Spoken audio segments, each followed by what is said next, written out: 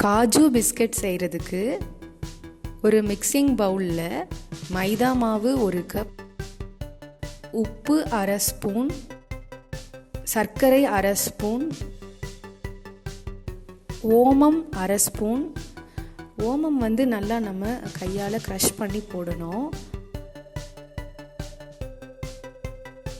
நெய் 1 டீஸ்பூன் எல்லாம் சேர்த்து நல்லா மிக்ஸ் பண்ணிக்கோங்க. நல்லா மிக்ஸ் பண்ணதுக்கப்புறம் தண்ணி கொஞ்சம் கொஞ்சமாக சேர்த்து சப்பாத்தி மாவு பதத்துக்கு நல்லா டைட்டான ஒரு மாவு மாதிரி பிசைஞ்சு வச்சுக்கலாம்.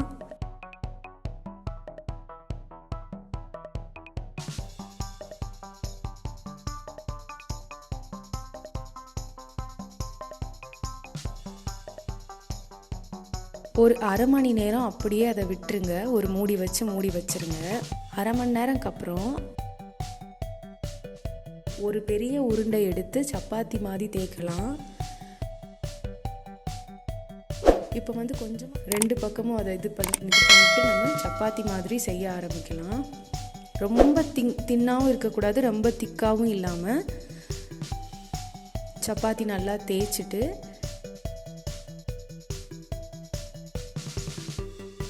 ஒரு பாட்டிலோட மூடியோ ஏதோ ஒரு மூடி, நான் டானிக்கோட மூடி எடுத்துருக்கிறேன்.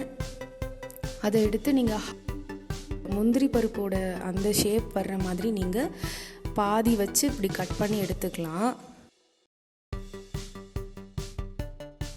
அந்த மூடியை வச்சு நீங்கள் இப்படி ஒரு 2 திருப்புனாலே அது நல்லா முந்திரி ஷேப்பில் கட் ஆயிரும். ஒரே ரோவாக ஃபஸ்ட்டு நேராக கட் பண்ணிக்கோங்க. அப்புறம் நெக்ஸ்ட்டு ரோவுக்கு போங்க. அப்படியே நேராக கட் பண்ணால் உங்களுக்கு ஈஸியாக இருக்கும். நான் இப்போ இது எல்லாத்தையுமே நான் முந்திரி ஷேப்பில் கட் பண்ணி எடுத்துக்கிறேன்.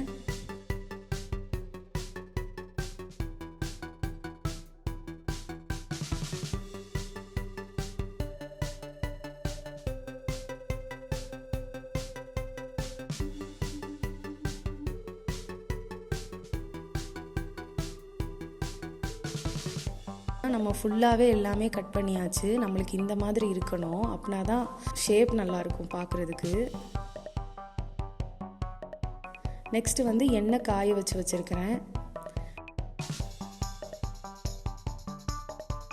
ஏற்கனவே கட் பண்ணி வச்சுருக்க அந்த பிஸ்கெட்ஸை ஒன்றா இதில் போட்டு ஃப்ரை பண்ண ஆரம்பிக்கணும். அந்த ஷேப் குலையாமல் நீங்கள் ஒன்றா மெதுவாக போட்டு ஃப்ரை பண்ணுங்கள். அப்பப்போ நீங்கள் திருப்பி விட்டுட்டே இருக்கணும். அப்படின்னா தான் 2 பக்கமும் நல்லா வேகும்.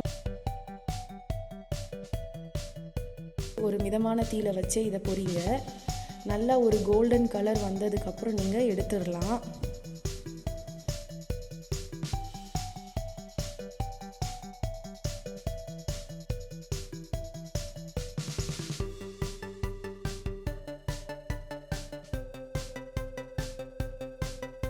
நல்ல ஒரு கோல்டன் கலர் வந்துருச்சு. இதை நான் இன்னொரு மிக்சிங் பவுலில் மாற்றிடுறேன். இது கொஞ்சம் சூடாக இருக்கிறப்பயே இதில் மசாலா சேர்க்கணும்.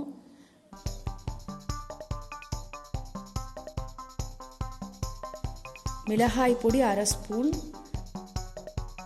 சாட் மசாலா 1/2 ஸ்பூன், உப்பு தேவையான அளவு சேர்த்து நல்லா நீங்கள் கிளறி விடுங்க. இது சூடாக இருக்கிறப்பயே சேர்த்தாதான் மசாலா அதில் ஒட்டும்.